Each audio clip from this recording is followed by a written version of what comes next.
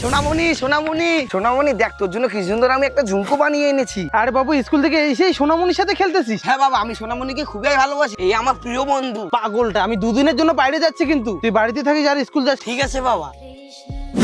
যত সব নাটক। চল সোনামণি, চল বাড়িতে চল। একদিন পর।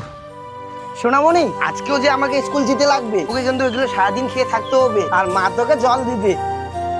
টাকা মনে হয় জলে ভাসে। দাঁড়ারে সব ছেলে, তোর সোনামণিকে আজকে আমি। হ্যালো দাদা, তুমি তাড়াতাড়ি আসো, এই ছাগলটাকে কিন্তু আজকেই কাটতে হবে। দিদি, আমার দোকানে অনেক কাস্টমার বসেই আছে, এই ছাগলে মনে হয় আজকে অনেক টাকা লাভ করবো আমি। সোনামণি সোনামণি, আরে আমার সোনামণি কোথায় গেল? মা মা, সোনামণি সোনামণি, দাদা আমার সোনামণিকে আমি খুঁজে পাচ্ছি না।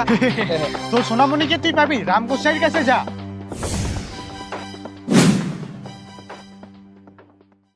আজকে ভালোই বিক্রি হলো, আর অল্প কিছু মাংস আছে।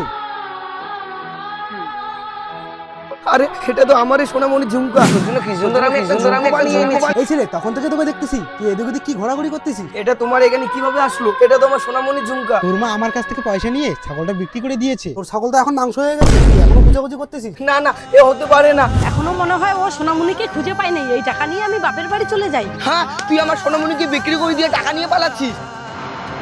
ভিডিওটি লাইক করে দাও, 10,000 লাইক কমপ্লিট হলে পার্ট 2 নিয়ে আসবো।